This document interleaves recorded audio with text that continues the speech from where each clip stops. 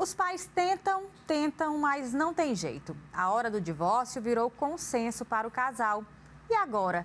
Como explicar a situação para os filhos, como minimizar os traumas causados pela separação. Além de questões como guarda dos filhos ou pensão alimentícia, tem principalmente o lado psicológico e emocional das crianças, que exige muita atenção em momentos como estes. E é sobre isso que nós vamos conversar hoje com a doutora Andréa. Seja bem-vinda mais uma vez ao nosso encontro. Bom dia a todos, parabéns por escolher esse assunto. Nós sabemos que há uma alta estatística de divórcio, infelizmente, mas precisamos pensar naqueles que, nesse momento, são mais fragilizados e precisam de atenção, que são os filhos. São mais afetados, inclusive, né? São os mais afetados nessa história toda. O que acontece? Nenhuma separação ela é fácil, né? E principalmente para a criança que está numa fase de aprendizado. Então, quanto mais nova essa criança, mais difícil dela entender essa questão de relação, porque os filhos ainda não têm essa noção de que os pais podem se separar. Eles acham que os pais vão viver juntos para sempre, né? Então, quando eles começam a viver numa experiência de divórcio, também há um ambiente mais hostil. E esse ambiente hostil vai levando essa criança que ainda não entende seus sentimentos, não entende sobre relação.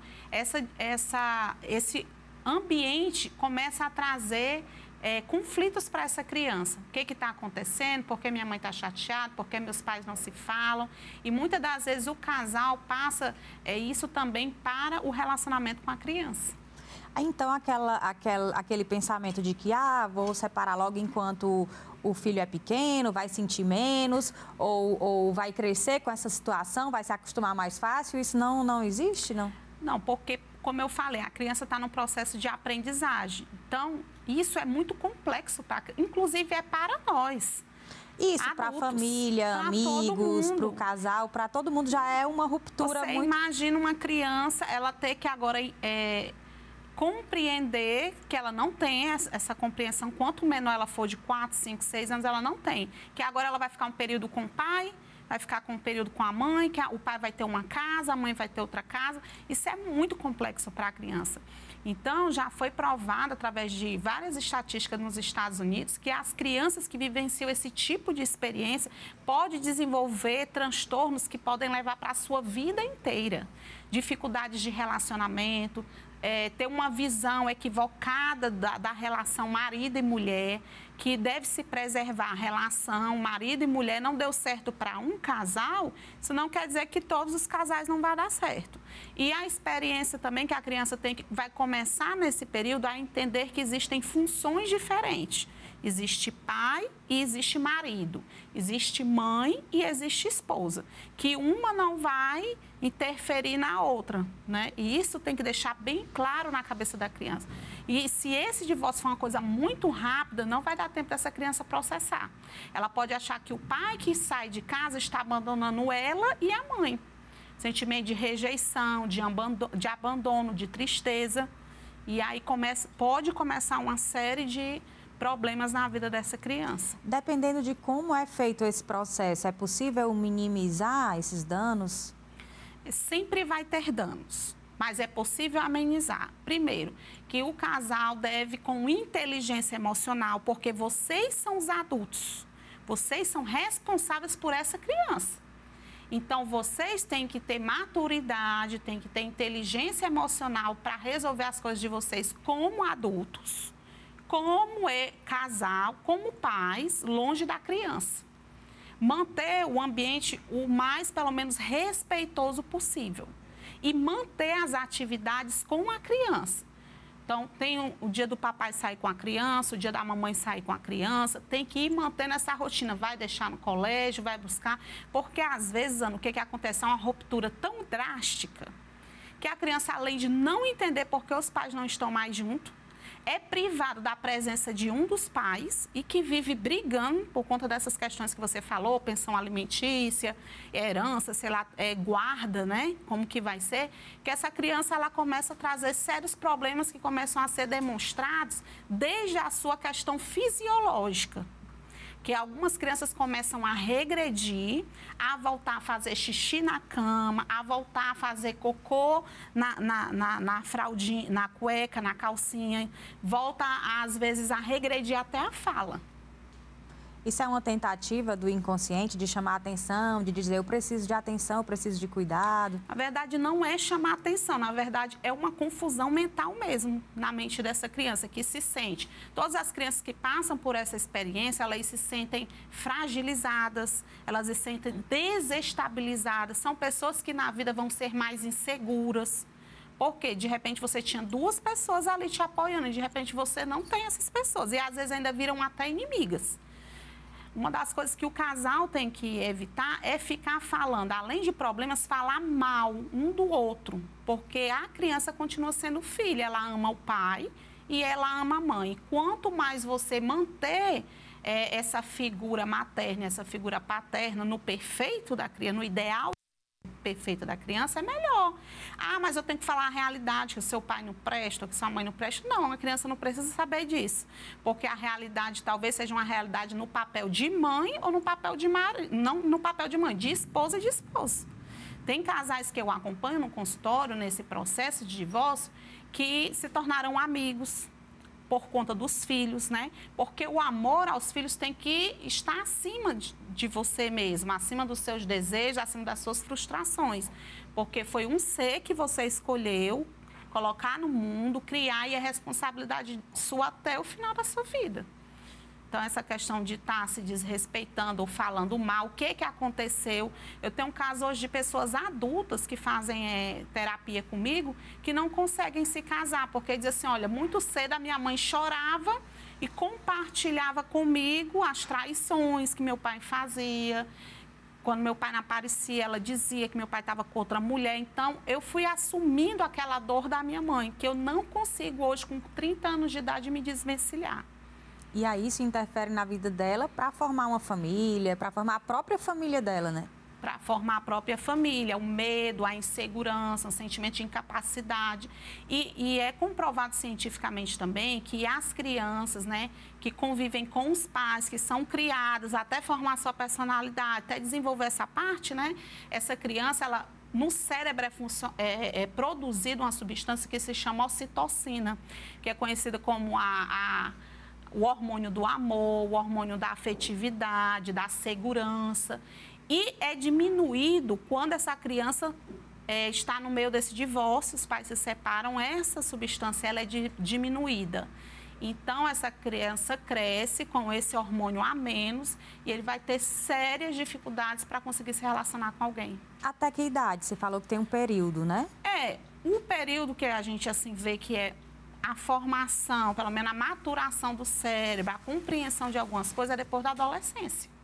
Porque todo pai tem dificuldade junto, o casal, a família ali, vivendo bem. Na adolescência todo mundo já tem, porque a criança está deixando de ser criança e entrando num outro ciclo. Aí se entra um divórcio no meio disso. Eu tenho um exemplo na minha família, gente. Eu sempre falo nas minhas palestras sobre isso. O meu irmão, meus 2 irmãos, quando meus pais se separaram, 21 anos de casamento. Eu era a filha mais velha e tinha 2 irmãos mais novos, um de 10 anos e um de 12 anos. Eles não sabendo lidar com essa situação, que eles eram muito apegados ao meu pai, e meu pai sumiu. Ele se separou da minha mãe e se separou da gente também, porque ele sumiu, ele não visitava a gente, ele não pegava a gente para passear. Então, além da ruptura, teve a sensação de abandono, né? Sim, porque ele deixou de exercer a função de pai. Porque ele não ligava, ele não aparecia, a minha mãe tinha que se virar com tudo, se preocupar com tudo, né? Porque eles queriam evitar contato, né?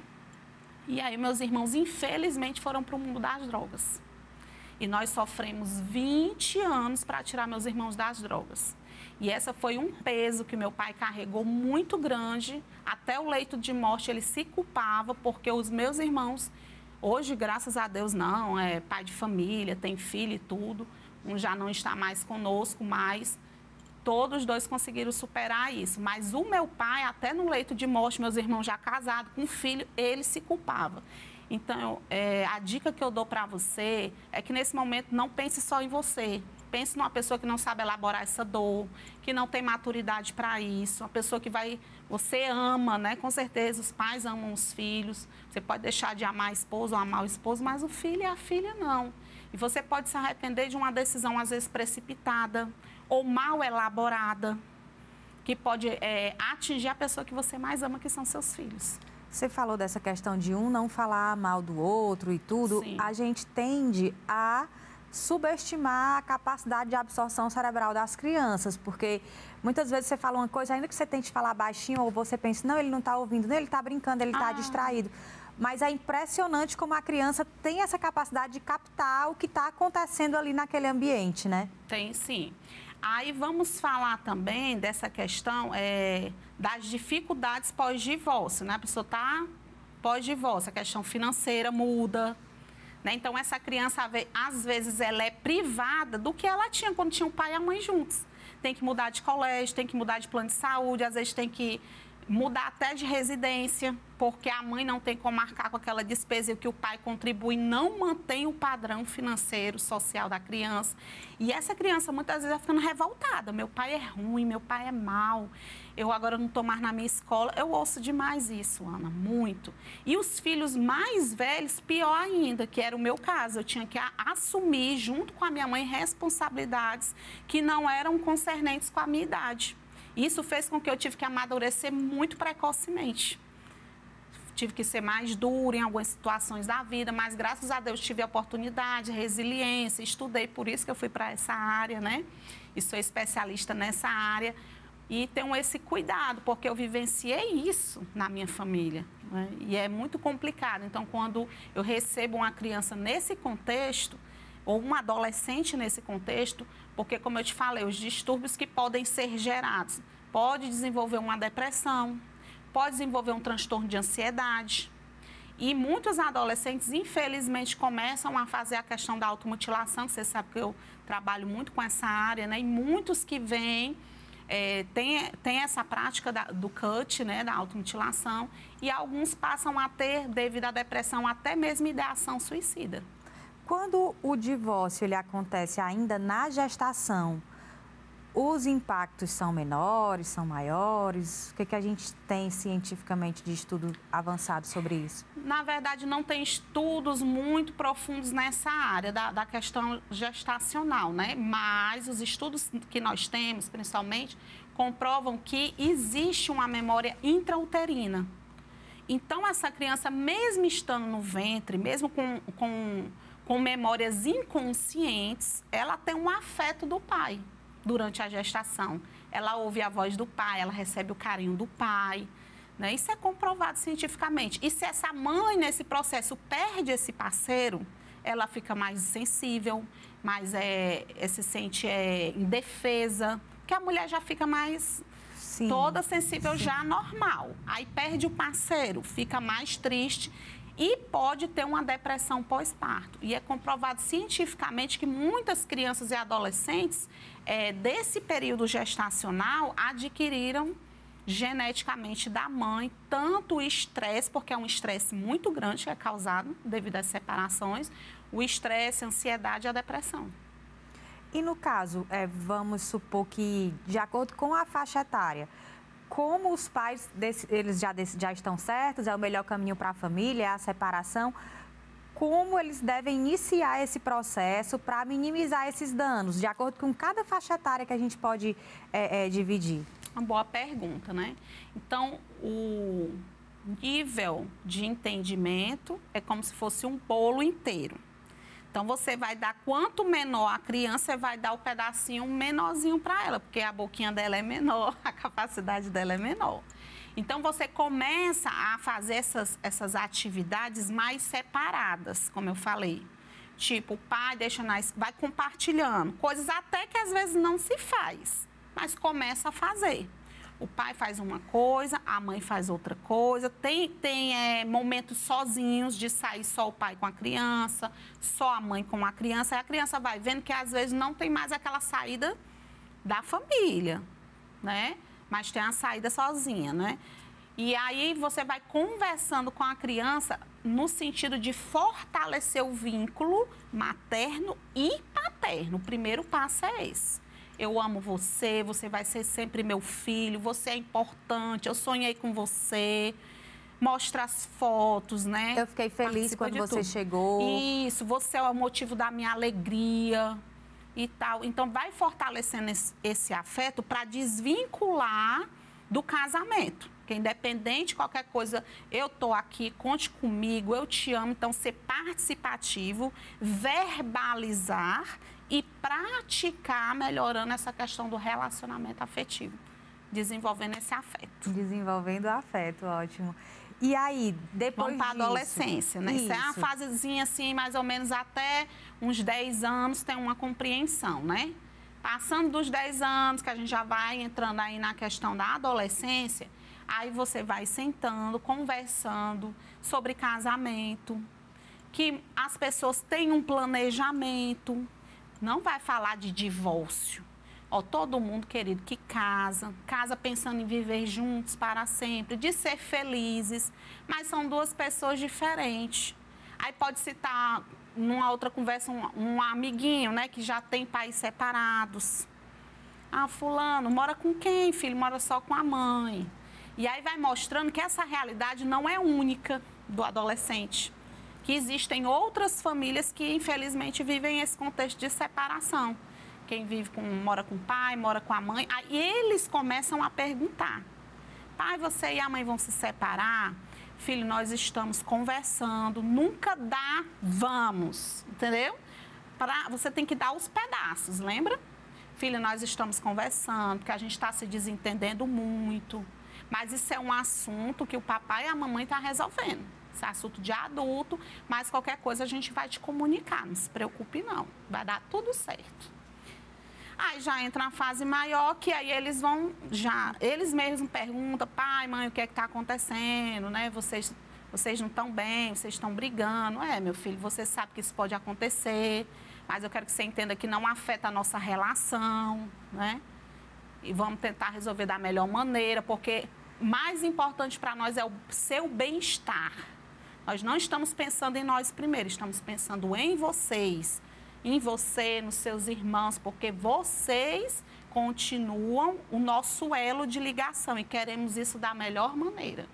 E para dizer, no caso agora voltando já para a infância, para a adolescência, como dizer aquele momento que deve ser o mais difícil, juntar os dois e falar, ó, infelizmente a nossa história juntos termina aqui, a família continua, né, porque... Deus, é difícil, né, Ana? É, bem difícil, eu imagino. Eu assim, casais que eu tenho acompanhado, eu digo assim, vocês já decidiram, mas assim, vão tomando as etapas. Por exemplo, alugam um local, certo? Aí esse local é apresentado para a criança. Olha, o papai decidiu ter um apartamento, papai e a mamãe não, às vezes está brigando muito, ó. Ai, pai, tu vai morar aqui e eu? Agora você também vai ficar com a sua mãe, quando você quiser, tem também esse espaço para você. Mas eu vou continuar indo na casa da sua mãe. Aí ele vai entendendo que vai existir a casa da mãe e a casa do pai. Você viu que até agora a palavra divórcio, separação, fim de família não foi citado. Então, aí a criança vai elaborar, meu pai vai morar em outra casa, aí vai perguntar para ela, vai perguntar para ele, deixa vir da criança, porque a gente tem que ir respondendo conforme a necessidade da criança. Mãe, meu pai vai morar em outra... Vai, meu filho. Agora você vai ter duas casas. Vai ter a casa da mamãe e vai ter a casa do... Aí vocês não vão ser mais marido e mulher, não? Não, mas eu continuo sendo sua mãe e ele continua... Não tem que prolongar as coisas, tem que ser claro e responder só aquilo que a criança pergunta. Agora, isso também na adolescência, como é que já muda essa... Aí a única coisa que muda aí é que não precisa comprar o apartamento para mostrar primeiro, por exemplo, alugar. Você já pode dizer, olha, inclusive o papai já está olhando um local, eu quero que você me ajude, eu vou procurar que seja perto da sua escola. Eu estou pensando em ser perto aqui de casa, que a hora que você precisar, você vai lá, você vai ter esse acesso. Aí, se chorar, se disser que não queria isso, eu também não quero. Mas vamos tentar fazer isso da melhor maneira para você. Sempre levando que não está preocupado com ele. Quando você fala, eu vou para um local que é perto de você, então está pensando em mim. Eu não vou ficar longe do meu pai, eu não vou ficar longe da minha mãe. Entendeu? Então, a adolescente, ele começa a ver assim, não, meu pai e minha mãe estão se preocupando comigo. Ele não pode estar mostrando esse sofrimento da separação também para a criança. Estamos tristes, porque todos dois... Quem é que vai ficar alegre com o divórcio? Por mais que outra pessoa tenha outra pessoa, é uma família que está sendo desfeita. É todo um projeto. Você queria que tivesse dado certo, né? Isso. Filha, eu também estou triste. Mas nós já pensamos, isso não é a decisão de agora, mostrar que casamento também não é estalar o dedo e decidir. Pensamos muito em vocês e até pensando em vocês, nós achamos melhor a gente continuar amigos, para a gente ter uma boa relação e continuar educando vocês juntos. No caso no pós-divórcio, essa questão da guarda, quando é criança, adolescente, o que é menos traumático? Porque ao mesmo tempo que você diga, o filho vai passar o final de semana com o pai, volta para a mãe, mas também a guarda compartilhada, de ter 2 casas, de passar uma semana numa residência, naquele ambiente que você se sente seguro, e aí com uma semana já muda de novo. O que é menos traumático, menos difícil de absorver, Eu acho que, assim, é o que eu oriento os pais quando vêm me procurar sobre isso, né? A criança tem que continuar mantendo uma rotina. Então, esse negócio de uma semana na casa, uma semana, não é legal. Então, tem que ver quem tem mais disponibilidade de acompanhar a criança na sua rotina. Às vezes é a mãe, às vezes é o pai. Por conta do trabalho, tem mais flexibilidade, trabalha por conta própria, entendeu? Que é para pegar na escola, deixar na escola, levar para o karatê, levar para o reforço, sei lá. N atividades que as crianças hoje têm, né? Um monte, né? Então, decidir isso daí já levar para a criança. Decidir entre eles quem tem mais disponibilidade de se encaixar na rotina da criança. Se encaixou, tranquilo. Eu tenho homens que assumiram essa rotina. Eu tenho mulheres que assumiram. Então, hoje, assim, não tem esse negócio de ser só a mãe, ser só o pai, é quem tem disponibilidade. Porque já é tanta coisa para a criança administrar, ainda uma rotina louca. Um momento numa casa, um momento no outro. Não, aí passa o final de semana com a sua mãe, um final de semana comigo, porque no final de semana é aquela questão social, né? Então, também não pode passar todo final de semana só com um. E na semana, o outro que não ficou nessa responsabilidade da rotina hoje eu vou pegar no colégio, hoje eu vou deixar, participa das festinhas, entendeu? Coisas que vai ter que se adaptar, né? É importante sempre pensar que tanto o pai como a mãe têm responsabilidade. Acontece muito, como você falou, dessa questão aconteceu inclusive com você, né? Com a sua família, do abandono paterno. E isso deixa traumas eternos, né? Deixa lacunas. Pois é, deixa traumas, deixa conflitos de sexualidade também, deixa dificuldades e prejuízos, às vezes, cognitivos na escola, de fazer amigos. Porque se de repente eu achava que era uma coisa sólida e não foi trabalhado isso, e de repente quebrou tudo, então eu vou confiar em quê na minha vida? Eu falo até eu sou escritora também, eu falo no meu livro, Psicomorfose, que a base emocional da criança é a família. Mesmo divorciados, pai e mãe continuam sendo a família daquela pessoa. Tem outra coisa que eu acho que a gente deve comentar. O prejuízo, o trauma, a dor, o sentimento é inevitável, não tem como evitar. Agora, é possível reparar, é possível buscar ajuda. Quando que os pais devem pensar? Não, agora eu preciso de ajuda, eu preciso de acompanhamento profissional, eu preciso realmente de uma orientação de como eu vou agir nisso tudo. Porque a gente sabe que cada criança, cada ser humano, né, é individual, mas às vezes uma criança reage de um jeito, outra de outro, às vezes aquela que você pensa que reagiu muito bem, está super bem, quando na verdade exige mais atenção ainda, né? Como é que os pais podem se basear numa necessidade de cuidado? Agora eu preciso, ou sempre vai ser preciso, ou se a partir do momento que eu decido me divorciar, eu preciso buscar ajuda, porque os meus filhos vão precisar daquele apoio? Isso. E ainda tem aquelas crianças que, como eu, né, não era criança, já era adolescente, que não quer ainda trazer mais essa preocupação para os pais. Então, eu digo, estou bem, está tudo legal. Ah, minha filha é muito madura, meu filho é muito maduro. Não. Existe esse de muito maduro. Existem fases que têm que ser respeitadas. Existem papéis que vão ser desenvolvidos. Então, pensou num divórcio, a primeira pessoa que tem que pensar é nos filhos. E realmente levar para já apresentar um profissional, para ele gerar relacionamento com aquele profissional, porque tem coisas que os filhos não vão falar com os pais, justamente porque não quer atrapalhar, não quer trazer problema. Ah, meu pai já está com tanto problema, minha mãe, eu não vou falar que eu estou triste. E num profissional você vai poder abrir o coração e o profissional vai estar ajudando nesse processo de elaboração desse divórcio. Quando que a situação se torna mais preocupante? Quais são os sinais, principalmente nos adolescentes? Quais são os sinais que os pais devem ficar mais atentos? Isolamento, irritabilidade, agressividade, tristeza, apatia, começam a baixar as notas, né? Esse que eles chamam, né? Fica rebelde, né? Não quer mais obedecer pai, não quer obedecer mãe, né? Porque, na verdade, é a forma dele expressar a sua frustração com tudo isso que está acontecendo. Então, viu que a alternância de humor, de alimentação, de vida social, baixo rendimento acadêmico, né? Essa irritabilidade, essa agressividade, procure logo um profissional especializado em atendimentos com criança e com adolescente nessa temática. Eu lembro que uma vez a gente conversou, era sobre outro tema, mas você falou muito da questão de demonstrar amor.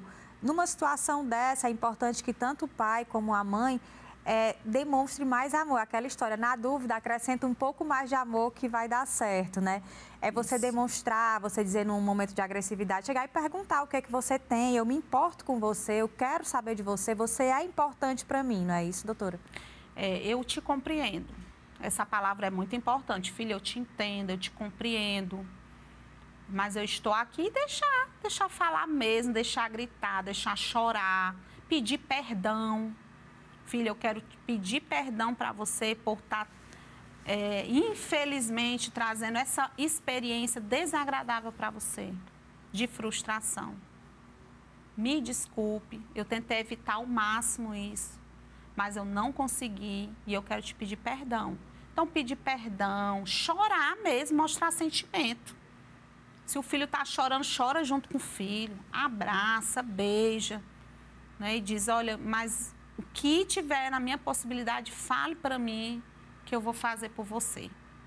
Eu quero ver você ser feliz. Ok, infelizmente o nosso tempo está acabando, eu ficaria muitas horas aqui conversando, mas a gente não tem mais tempo. Então, agradeço a sua presença. Muito obrigada mais uma vez. Já está virando amiga aqui do Afeto. E eu também agradeço a sua presença, a sua companhia e espero por você no nosso próximo encontro. Até lá!